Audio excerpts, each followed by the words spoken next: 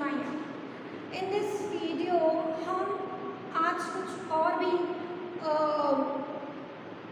Different form of functions पर work करेंगे, ठीक है। अब डिफरेंट फॉर्म ऑफ फंक्शन से मेरा मतलब क्या है, आपने काफ़ी ज़्यादा तो देख ही लिया यहाँ पर और आज जो मैं आपको बताने जा रही हूँ प्रीवियस वीडियो में या लास्ट वीडियो लेक्चर्स में जो मैंने आपको बताया था यहाँ पर मैंने आपको बताया था यहाँ पर the differentiation of a function with respect to the another function बताया था मैंने आप लोगों को। उसी से मिलता जुलता वर्क है ना, उसी से क्या है बेटा, मिलता जुलता वर्क है यहाँ पर।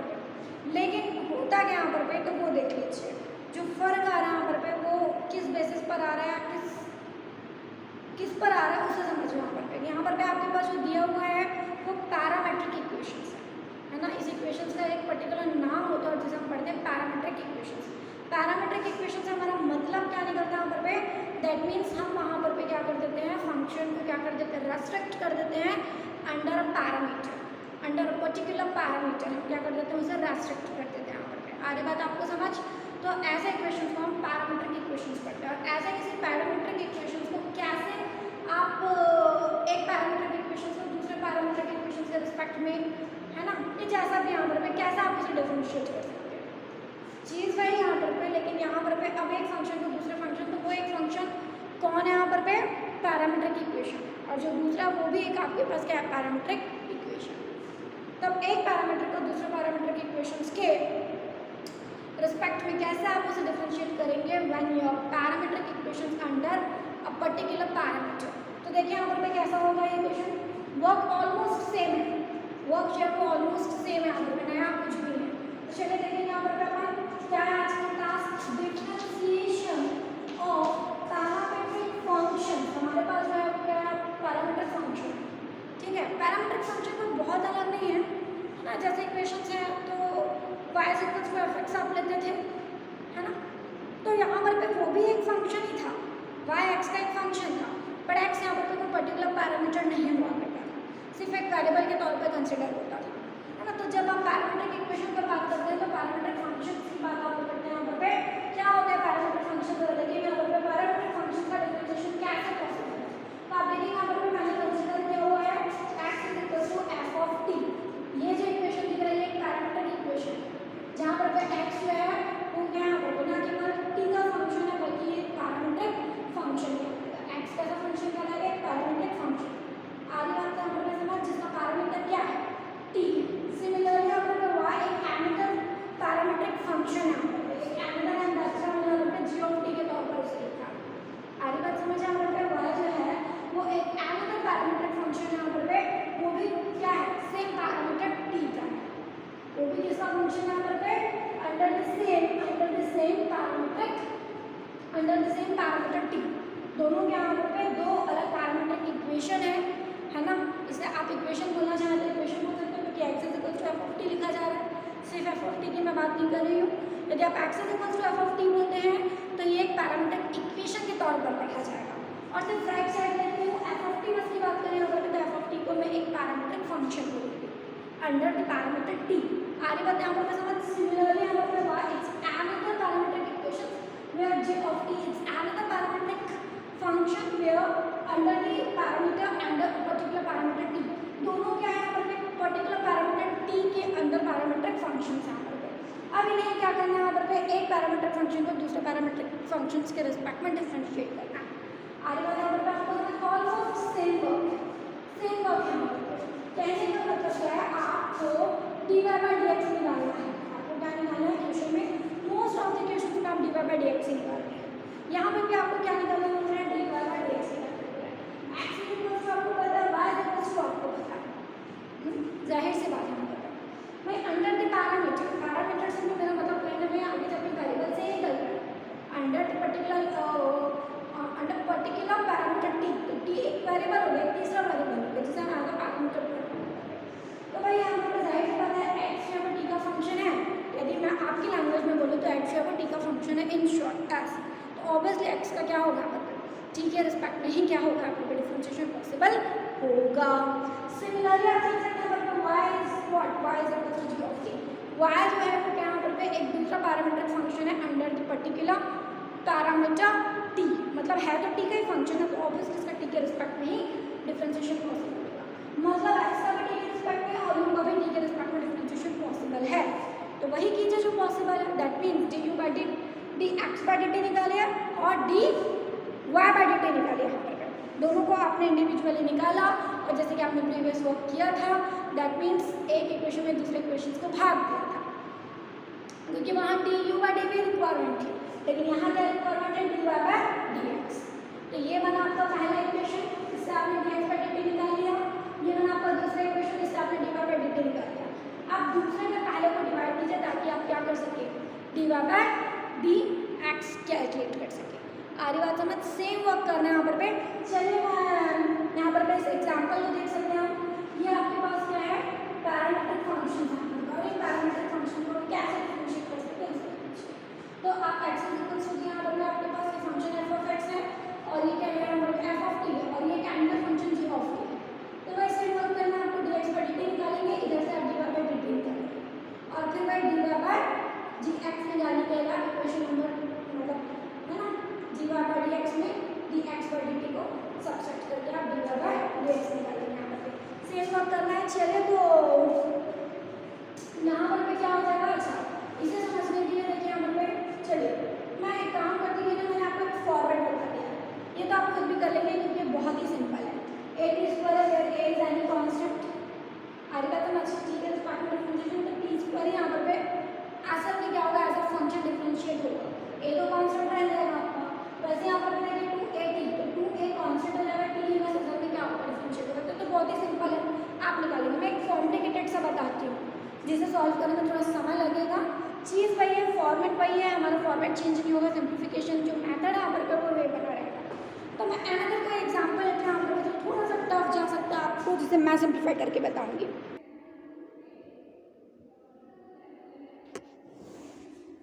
ओके, तो ये मैंने एक दूसरा एग्जाम्पल यहाँ पर पे लिया है, इसमें थोड़ा सा मैथ्स ज़्यादा सॉल्व करना पड़ेगा। चीज़ वही है, कॉन्सेप्ट वही अप्लाई हो गया यहाँ पर, मैथड हमारी चेंज नहीं होगी। हमारे पास क्या दिए, पैरामीट्रिक फंक्शन, पैरामीट्रिक इक्वेशन आप बोल लीजिए यहाँ पर पे, है ना, ये आपका पैरामीट्रिक फंक्शन बोल लीजिए आप यहाँ पर पे, इन्हें कैसे डिफरेंशिएट किया जाए, तो फॉर्मेट वही है यहाँ पर पे। या आपकी लैंग्वेज में बोलोगे, बहुत शॉर्ट में बोलो तो क्या बोल सकते हो, एक्स टी का फंक्शन है, आपको दिख रहा है टी के फॉर्मेट में दिख रहा है एक्स, सिमिलरली वाई एक एनादर पैरामीट्रिक फंक्शन है, किसका, under the parameter t, y भी टी का ही फंक्शन है ना यहाँ पर, तो जिसका फंक्शन है वो उसी के रिस्पेक्ट में डिफरेंशिएट होगा, ठीक है।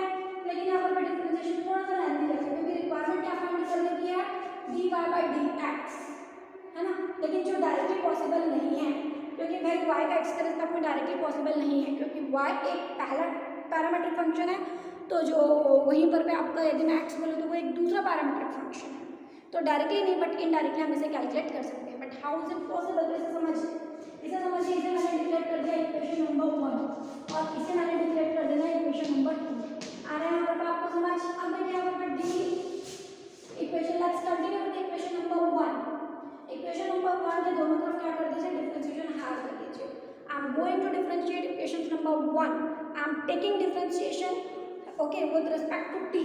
तो यहाँ पर दोनों साइड टी के रिस्पेक्ट में डिफरेंशिएशन मतलब दोनों साइड पर डी बाई डी टी का ऑपरेट होगा। आ रही बात यहाँ पर आपको समझ, ये देखिए ये मैंने यहाँ पर d by D T operate कर दिया, 1 minus t square upon 1 plus T square, दोनों तरफ D by D T operate हो यहाँ पर। तो ये लेफ्ट क्या तैयार हो गया, D x by D T, left तो तैयार हो गया आपका D x by D T, but right को डायरेक्टली डिफरेंशिएट नहीं किया जा सकता।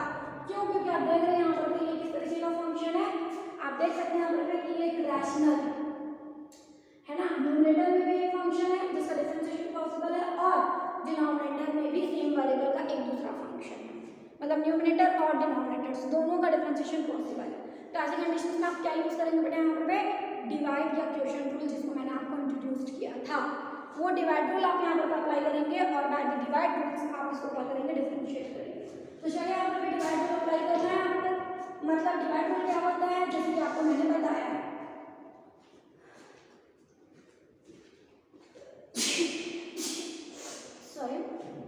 डिवाइड रूल क्या होता है आपको पता है, यहाँ पर डिनोमिनेटर का स्क्वायर, डिनोमिनेटर का क्या हो जाएगा यहाँ पर स्क्वायर, ओके, और सबसे पहले क्या होता है, डिनोमिनेटर को कांस्टेंट रखा जाता है, यानी 1 प्लस टी स्क्वायर क्या हो जाएगा, कांस्टेंट।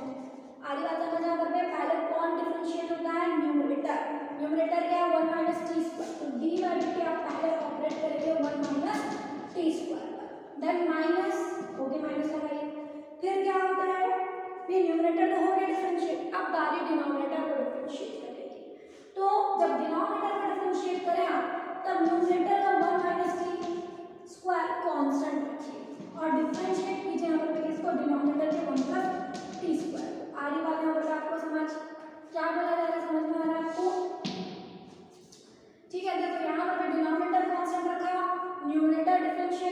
माइनस न्यूमरेटर को कांस्टेंट रखा और डिनोमिनेटर को डिफरेंशिएट किया, डिवाइडेड बाय व्हाट, डिनोमिनेटर का स्क्वायर।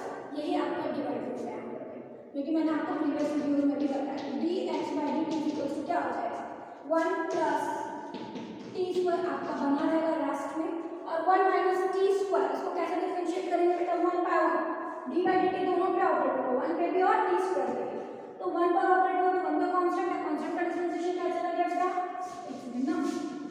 कांस्टेंट का डिफरेंशिएशन क्या चला गया आपका 0, और माइनस है तो माइनस टी स्क्वायर का differentiation with respect to t कितना हो जाएगा 2t, ये बात आपने किया हुआ है, माइनस है तो माइनस हो जाएगी। अब क्या कांस्टेंट है 1 माइनस टी स्क्वायर को एज यूजुअल बने रहने दीजिए और डिफरेंशिएट कीजिए 1 प्लस टी स्क्वायर, तो जैसे कि 1 का डिफरेंशिएशन 0 हो गया, प्लस है तो प्लस टी स्क्वायर का डिफरेंशिएशन कितना हो जाएगा 2t हो जाएगा, डिवाइडेड बाय क्या चल रहा है बेटा, डिवाइडेड बाय क्या चल रहा है 1 प्लस टी स्क्वायर का होल स्क्वायर। समझ में आया आपको मैं क्या बोल रही हूँ, ये हमने डिवाइड रूल अप्लाई किया है। Next word 0 minus 2t that means minus 2t, और ये क्या हो जाएगा 0 plus 2t that means plus 2t। दोनों से आप चाहें तो 2t को क्या कर सकते हैं, कॉमन के तौर पे बाहर कर सकते हैं, क्या कर सकते हैं 2t को आप कॉमन के तौर पे बाहर कर सकते हैं।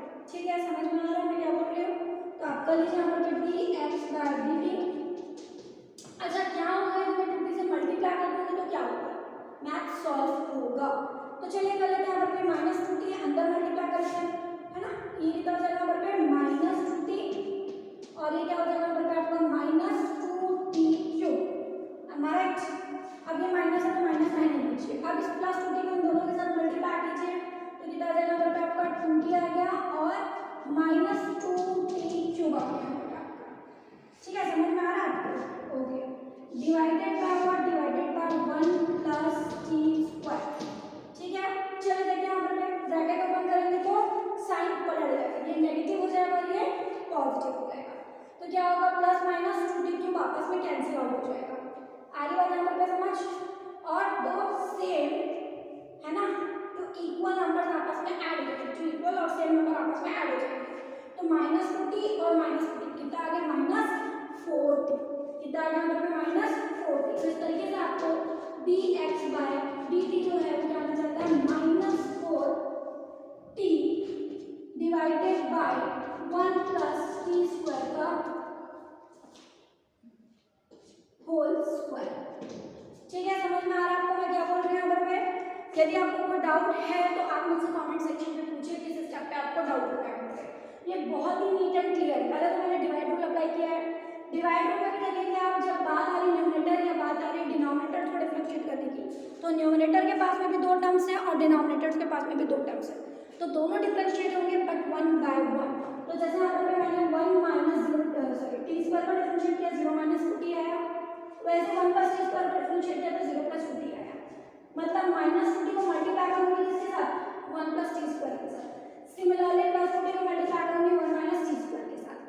Don't you forget that bracket के बाहर क्या है माइनस, तो साइन पलट जाएंगे, जैसे ब्रैकेट ओपन होता है plus minus similar but opposite term आपस में कैंसिल आउट हो जाता है, तो क्या हो जाएगा माइनस 2t क्यूब कट जाएगा प्लस 2t क्यूब के साथ, बचेगा क्या यहाँ पर सिमिलर बट सेम टर्म आपस में ऐड होगा, दैट मींस माइनस 2t जो कि माइनस 2t के साथ ऐड होकर के माइनस 4t बनाएगा, ये बन जाएगा न्यूमरेटर में माइनस 4t, और जबकि डिनोमिनेटर आपका एज यूजुअल चल रहा है पूरे स्टेप्स में 1 प्लस टी स्क्वायर का होल स्क्वायर। आगे बात यहाँ पर आपको समझ चलिए, तो ये निकल गया आपका क्या dx/dt, जिसे आप डिक्लेयर कर दीजिए इक्वेशन नंबर 3, क्या डिक्लेयर कर दीजिए बेटा इसे इक्वेशन नंबर 3। सिमिलरली अब आप क्या निकाल लीजिए, अब आप क्या निकाल सकते हो बोलिए, अब आप कंटिन्यू हो जाइए इक्वेशन नंबर 2 के साथ, क्योंकि अब आपको निकालना है dy/dt। तो चलिए यहाँ पर इक्वेशन नंबर 2 को हम डिफरेंशिएट करेंगे और निकालेंगे dy/dt। तो यहाँ पे भी आप देख सकते हैं डिवाइड रूल अप्लाई होगा, यहाँ पे भी आप देख सकते हैं डिवाइड रूल अप्लाई होगा, क्यों, क्योंकि न्यूमरेटर और डिनोमिनेटर है दोनों में फंक्शन है, तो अगेन डिवाइड रूल अप्लाई होगा डिफरेंशिएट करने के लिए। तो चलिए यहाँ पर dy/dt ऑपरेट कर देते हैं, पहले तो हम इस इक्वेशन पर, ये देखिए इस इक्वेशन पर मैंने dy/dt ऑपरेट कर दिया, लेकिन ये कैसा होगा डिवाइड रूल अप्लाई किया जाएगा, तो जब आप डिवाइड से अप्लाई करेंगे तो लेफ्ट आपका एज यूजुअल मैंने dy/dt, और इसके लिए क्या है शर्त, डिनोमिनेटर को क्या रखना पड़ता है बेटा यहाँ पर डिनोमिनेटर का स्क्वायर लेते हैं। ओके, अब डिनोमिनेटर में सबसे पहले रखते हैं रेस्ट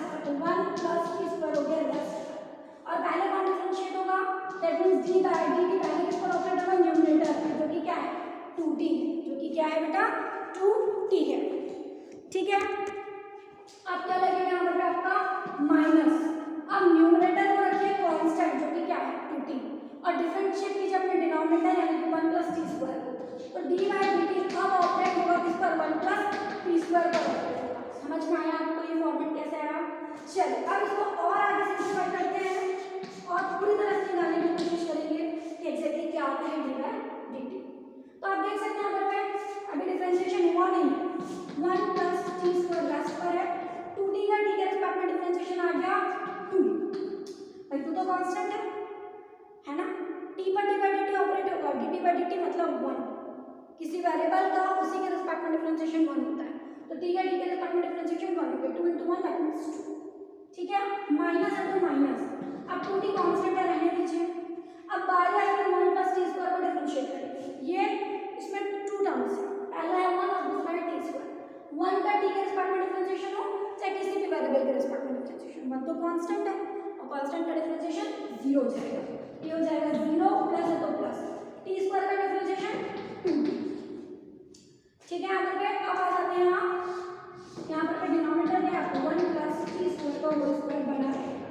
नेक्स्ट वर्ड यहाँ पर अब 2 को अंदर में मल्टीप्लाई कर देते हैं, भाई 2 को अंदर में मल्टीप्लाई करना पड़ेगा, dy/dt which is equal to 2 अंदर मल्टीप्लाई होगा तो 2 + 2t स्क्वायर तैयार हो गया, ये माइनस 2 के अंदर मल्टीप्लाई होगा तो माइनस प्लस माइनस माइनस कितना जाएगा यहाँ पर 4t स्क्वायर आ जाएगा, भाई ये क्या है यहाँ पर आपका माइनस है ना, एक सेकंड, अच्छा ये 2t है, ये आपका 2t है, प्लस माइनस बीच में कुछ भी नहीं है।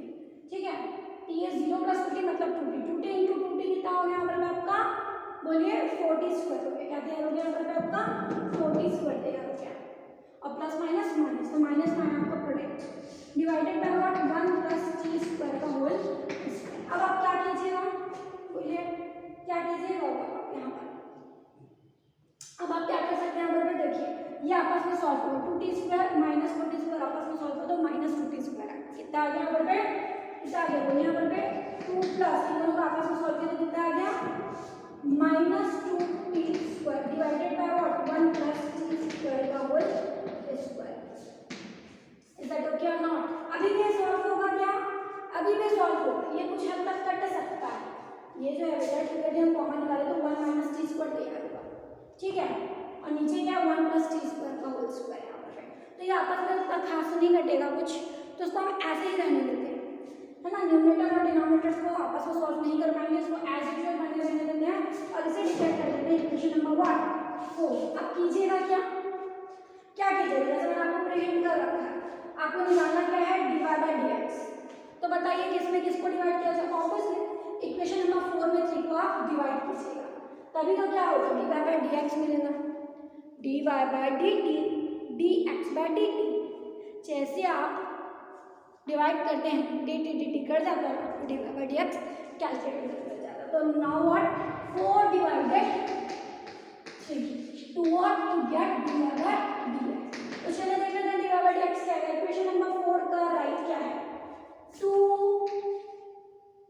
- 2t स्क्वायर क्या है, तो एक काम कीजिए आप यहाँ पर दोनों से 2 को कॉमन निकाल लीजिए, 2 को कॉमन निकाला तो बचा क्या 1 - t स्क्वायर बच रहा है डिवाइडेड, अच्छा हाँ डिवाइडेड बाय व्हाट क्या है यहाँ पर 1 + t स्क्वायर का होल स्क्वायर। अब ये तो हो गया इक्वेशन नंबर 4 का राइट, डिवाइड करना जिससे किसे इक्वेशन नंबर 3 के राइट, तो चलिए डिवाइड कर देते हैं, डिवाइड करेंगे तो वो भी एक फ्रैक्शन टर्म है, डिवाइड करने पर पलट जाएगा और क्या हो जाएगा यहाँ पर आपका 1 + t स्क्वायर का होल स्क्वायर चल दिया ऊपर और नीचे क्या आ जाएगा यहाँ पर आपका -4t आ जाएगा, नीचे क्या आ जाएगा -4t, समझ में आ रहा है। अब देखो सिमिलर बट अपोजिट है, न्यूमरेटर और डिनोमिनेटर में सेम टर्म जो थे वो आपस में कैंसिल आउट हो गए, दैट मींस 1 + t स्क्वायर का होल स्क्वायर आपस में कट गया।